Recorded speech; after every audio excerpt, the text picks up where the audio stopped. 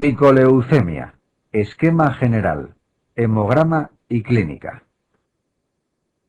La tricoleucemia o leucemia de células peludas es, como la leucemia linfática crónica, una neoplasia medular de lenta evolución, que se expresa en la sangre mediante la presencia de linfocitos atípicos que poseen un intenso tropismo por la infiltración esplénica, siendo menor la infiltración de ganglios linfáticos e hígado. Ello da lugar a una típica disociación clínica consistente en importante esplenomegalia sin adenopatías periféricas.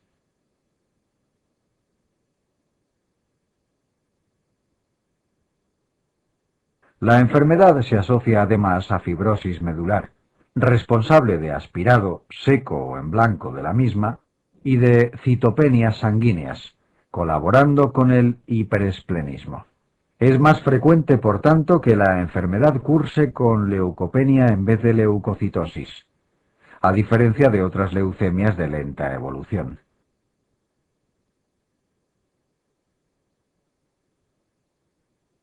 Se podría resumir la tricoleucemia como una triada consistente en pancitopenia, esplenomegalia sin adenopatías y aspirado seco medular.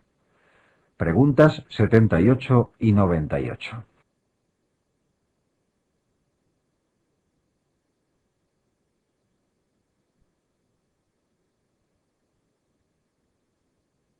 Linfoma Hodgkin.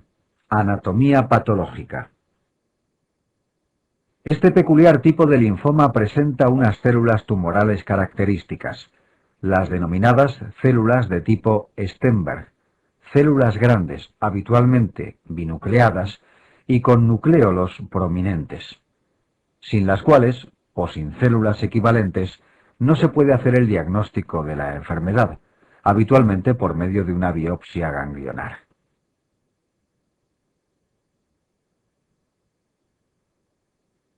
Hay que tener presente que células morfológicamente similares pueden aparecer en otras variedades de linfomas e incluso en procesos inflamatorios benignos de los ganglios linfáticos. Pregunta 79. Dificultando por ello el diagnóstico diferencial, que se basaría en el acompañamiento celular reactivo típico de las diversas histologías del linfoma de Hodgkin y en la existencia en las células del linfoma de Hodgkin, excepto en el tipo histológico de predominio linfocitario nodular, del marcador CD15, que no aparece en células de morfología similar en otros procesos.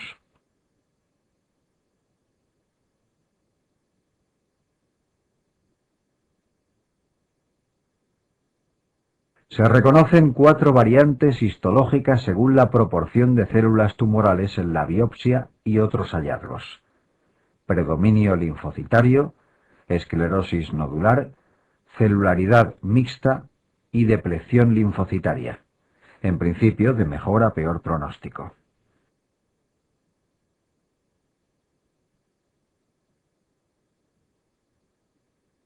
Linfomas. Sistema de estadificación. El sistema de estadificación de Ann Arbor Corswalls se utiliza tanto para el linfoma de Hodgkin como para la mayoría de los linfomas no hodgkinianos. En sus 3 primeros estadios, con excepciones, la enfermedad se limita a órganos linfáticos diferentes de la médula ósea, que a efectos de estadificación se considera un órgano extralinfático. En el estadio 4, la enfermedad es extralinfática.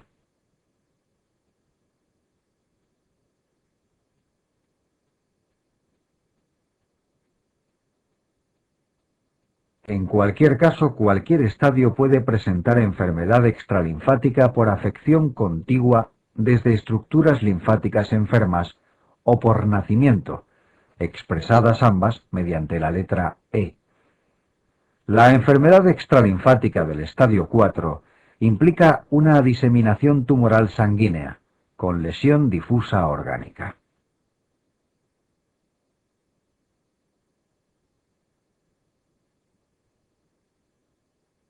La letra A indica ausencia y la B presencia de alguno de los síntomas B: fiebre tumoral, sudoración nocturna profusa, pérdida de peso, que empeoran el pronóstico, y la S, afección esplénica.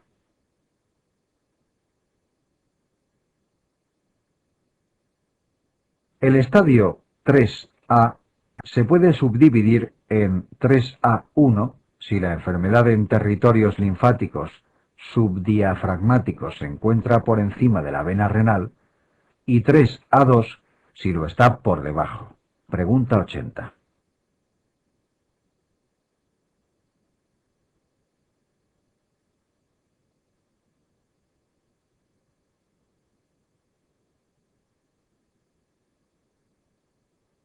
Linfoma Hodgkin. Tratamiento. Hay que tener presente que, a diferencia de lo que sucede con otras variedades de neoplasias malignas, los linfomas son procesos tumorales potencialmente curables independientemente de su extensión. Pregunta 84. Existen básicamente tres modalidades para el tratamiento inicial del linfoma de Hodgkin: radioterapia, quimioterapia y terapia combinada, quimio-radioterapia. La radioterapia cuenta con la desventaja de poder curar solo enfermedad localizada y producir toxicidad significativa cuando se aplica en campos de irradiación ampliados como los señalados en el manual CTO. Actualmente no es preciso realizar la parotomía de estadificación previa como antiguamente. Pregunta 92.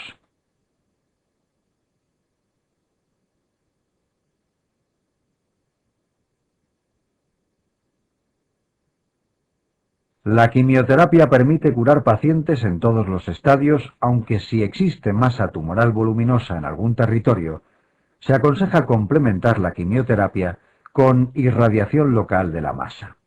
Pregunta 85. De los protocolos clásicos de quimioterapia, el tipo ABVD se prefiere al tipo MOPP, ya que no ocasiona esterilidad permanente ni leucemias agudas con tanta frecuencia como el tipo MOPP.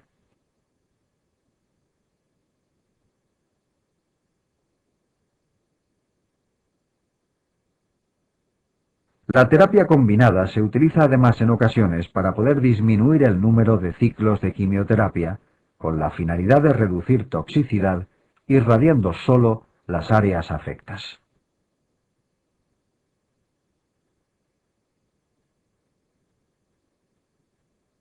El mejor tratamiento para las recidivas suele ser el trasplante de precursores hematopoyéticos, habitualmente autólogo.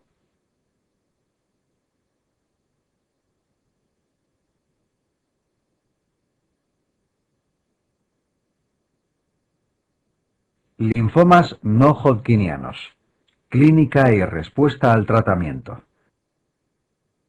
Según su comportamiento clínico y biológico, los linfomas no hodgkinianos, LNH, se pueden clasificar en indolentes, cuyas células tumorales presentan escasa capacidad proliferativa, y agresivos, con elevada proliferación. Este hecho diferencial explica, a su vez, ciertas características clínicas y de respuesta terapéutica en ambos grupos de neoplasias.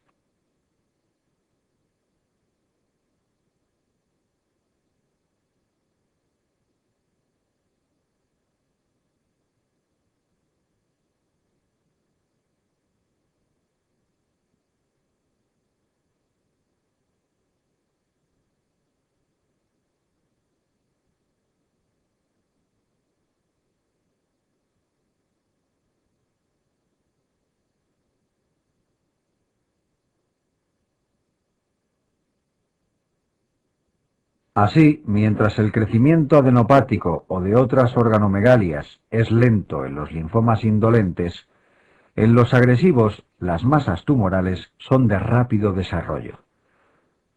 La diferente agresividad permite al paciente con linfoma indolente mantener un buen estado general un cierto tiempo. De hecho, el tumor puede ser diagnosticado en fase asintomática. Mientras que en los linfomas agresivos, los pacientes tienen un síndrome constitucional de forma bastante precoz. La lenta evolución en la aparición de manifestaciones, acompañada de la extensión tumoral, hace que los linfomas indolentes frecuentemente se encuentren diseminados al diagnóstico, mientras en los agresivos la extensión al diagnóstico es más variable. En virtud del número de células tumorales que se encuentran en etapa mitótica, la respuesta a la quimioterapia es paradójicamente mejor en los linfomas agresivos, con más posibilidades de curación que en los indolentes, que si bien permiten al paciente vivir largo tiempo con su tumor, rara vez son curables. Preguntas 92 y 93.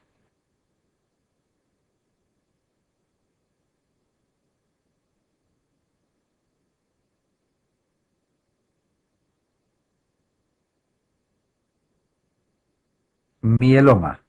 Esquema comparativo con el resto de síndromes linfoproliferativos.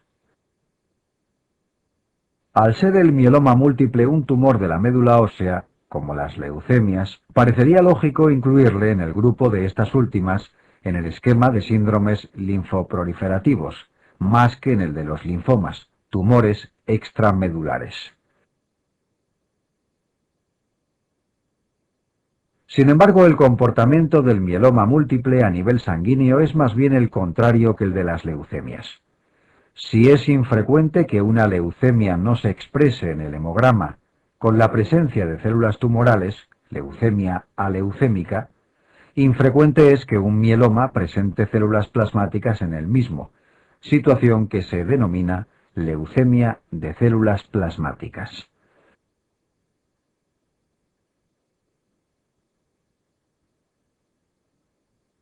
A su vez, las organomegalias características de los linfomas, adenopatías y esplenomegalia pocas veces aparecen en el mieloma múltiple. Pregunta 100.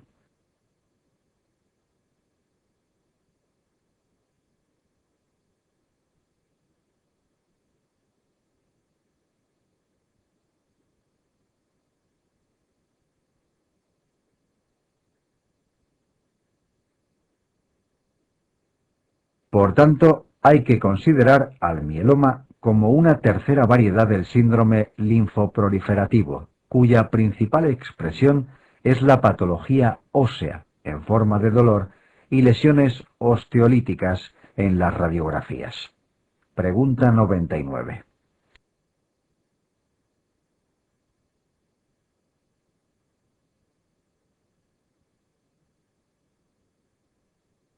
Paraproteínas, concepto y clases.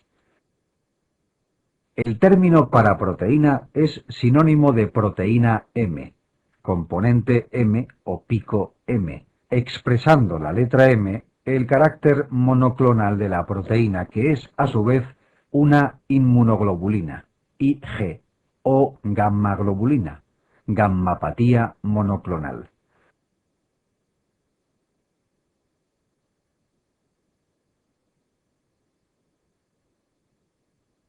Dicha inmunoglobulina puede ser completa con sus dos cadenas pesadas y ligeras, en cuyo caso, por haber sido segregada por el clon a la sangre, es allí detectada. Si el clon segrega también cadenas ligeras, dado el pequeño tamaño de estas, son filtradas a nivel glomerular renal, detectándose en la orina en vez de en sangre. Proteinuria de Bence-Jones o BJ.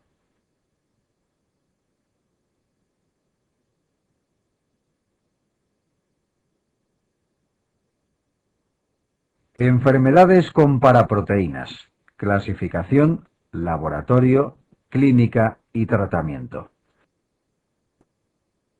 El esquema tratará de las más importantes exclusivamente, no considerando neoplasias que raramente tienen paraproteína, como los linfomas no hodgkinianos o la leucemia linfática crónica B, ni tampoco la amiloidosis de cadenas ligeras AL. Y se centrará, por tanto, en el mieloma múltiple, la macroglobulinemia de Waldenström y la gammapatía monoclonal de significado incierto, GMSI.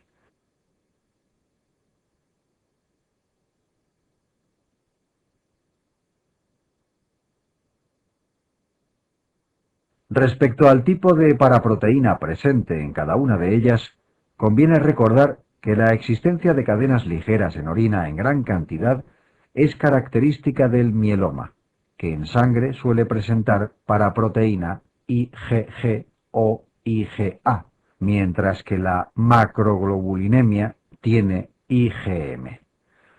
La GMSI puede tener cualquiera de las IGs en sangre, siendo además el proceso más frecuente de los tres.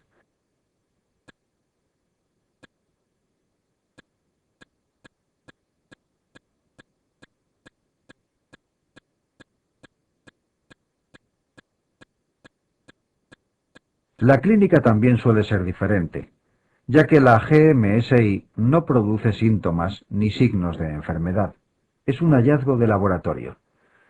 Aunque los otros dos procesos pueden ser asintomáticos en etapa inicial, es típico que el mieloma curse con lesiones óseas, poco frecuentes en la macroglobulinemia, y en cambio esta última se asocie con adenopatías y esplenomegalia, hallazgos poco frecuentes en el mieloma. Con más frecuencia que en el mieloma existe síndrome de hiperviscosidad sérica con manifestaciones cardiocirculatorias y hemorragias.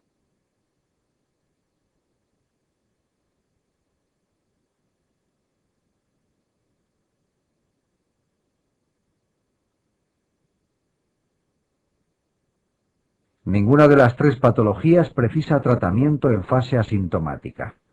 La GMSI puede transformarse con el tiempo en mieloma, macroglobulinemia u otras entidades, aconsejándose por ello vigilancia periódica de los pacientes.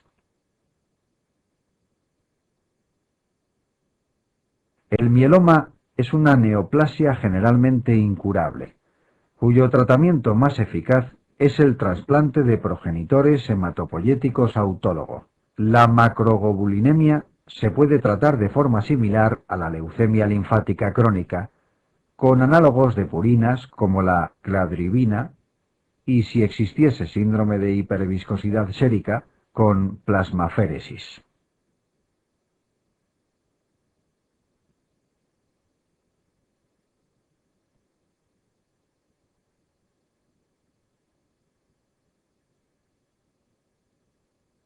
Hemostasia. Fisiología básica general y fases. La hemostasia ha sido definida como la función antihemorrágica, es decir, el conjunto de reacciones del organismo que impiden o acortan la duración de un sangrado. Ante una lesión vascular y el inicio del sangrado, comienza la función hemostática mediante la acción del vaso lesionado y las plaquetas de la sangre. Hemostasia primaria o básculo plaquetaria, cuya finalidad es la formación del tapón hemostático o trombo que detenga la hemorragia. Para el estudio general de esta etapa de la hemostasia, se emplea en el laboratorio el tiempo de hemorragia, sangría o sangrado. Si la hemostasia primaria no funciona adecuadamente, esta prueba estará prolongada más allá de límites fisiológicos, en cuyo caso se deberán hacer otras pruebas para detectar la anomalía: cuantificación de plaquetas, pruebas específicas de función plaquetaria.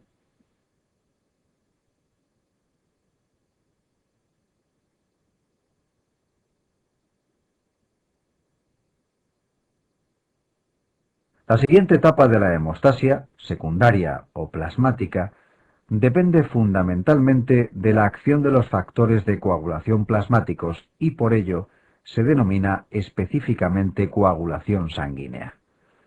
Su finalidad es la producción de fibrina, sustancia que actuará como cemento de unión entre las plaquetas del trombo para evitar su rápida destrucción y el resangrado.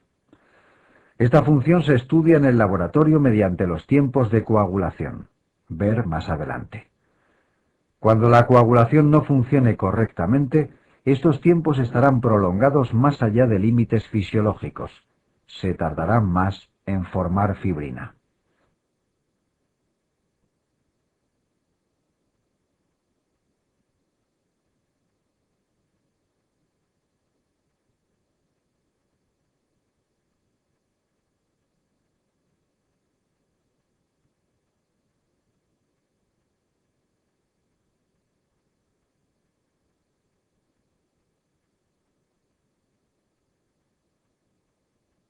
Coagulación sanguínea, fisiología, vías, pruebas de laboratorio.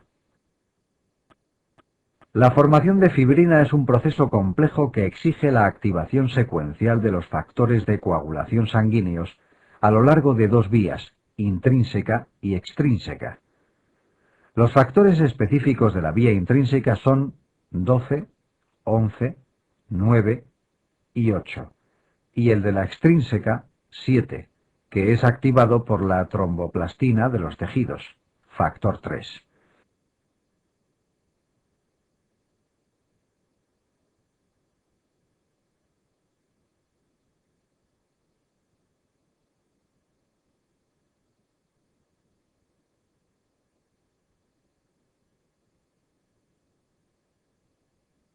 A partir de este punto, ambas vías se unifican en los factores 10 y 5, que permiten la activación de la protombina o factor 2, que activa el fibrinógeno, factor 1, a fibrina, con lo que la sangre se coagula.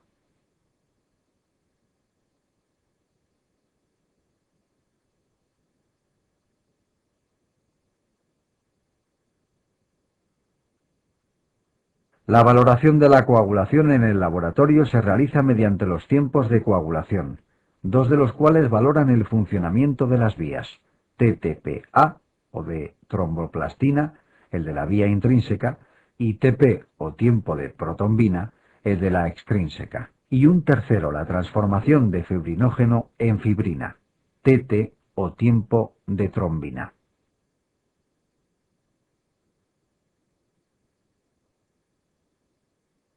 La alteración en alguno o varios de los factores específicos de la vía intrínseca prolongará el TTPA. Se retrasará la formación de fibrina por esa vía. Y la alteración del factor 7 dará como resultado la prolongación del TP, mientras la anomalía de alguno de los factores comunes prolongará TTPA y TP. La alteración del fibrinógeno ocasionará prolongación del TT. Pregunta 110.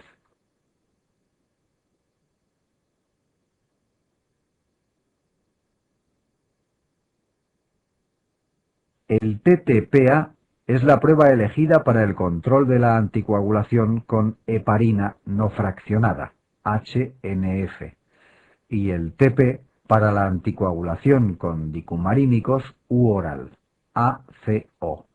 Pregunta 107.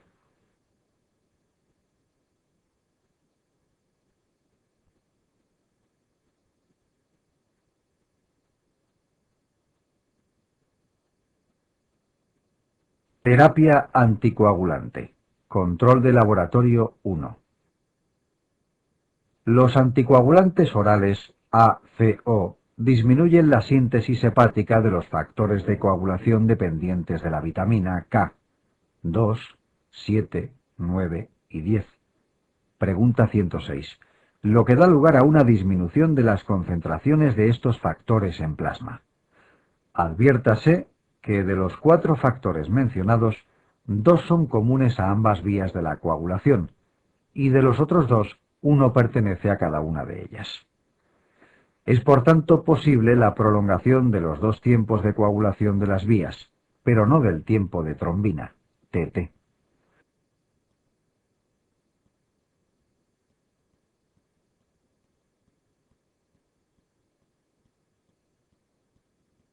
El hecho de que se utilice el tiempo de protrombina, TP, como control de esta terapia en vez del de tromboplastina, TTPA, se debe a que la vida media del factor 7 es más corta que la de los otros 3, por lo que inicialmente se produce con el tratamiento un descenso significativo del factor 7 y un descenso no significativo de los otros 3.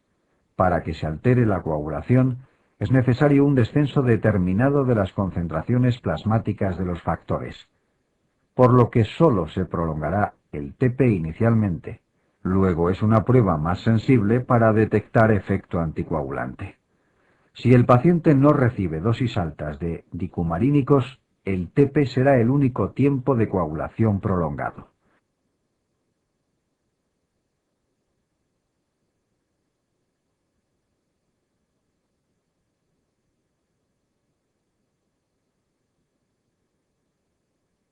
Con dosis elevadas de dicumarínicos disminuirán significativamente los factores 2, 9 y 10, por lo que se prolongará también el TTPA, aunque no de forma tan intensa como el TP.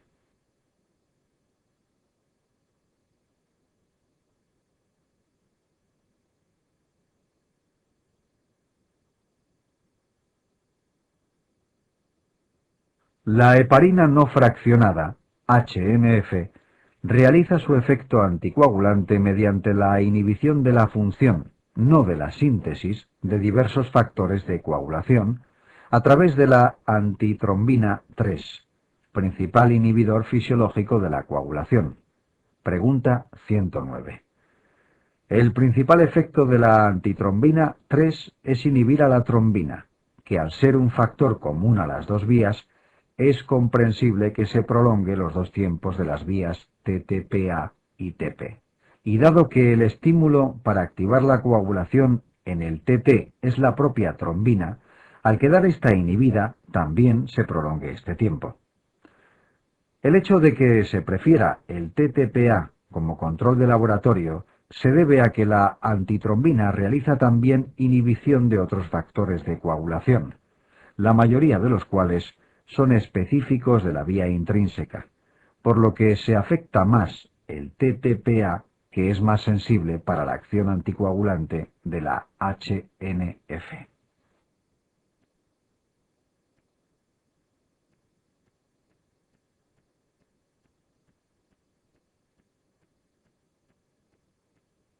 Terapia anticoagulante. Control de laboratorio 2. Para la heparina no fraccionada, HNF, como ya mencionamos, se utiliza el tiempo de tromboplastina TTPA mediante la ratio o cociente del TTPA del paciente anticoagulado y el TTPA control del laboratorio, que debe encontrarse entre 1.5 y 2.5. El exceso de dosis de HNF prolonga en demasía el TTPA del paciente, que se aleja del control incrementando la ratio, y lo contrario ocurre con una dosis insuficiente.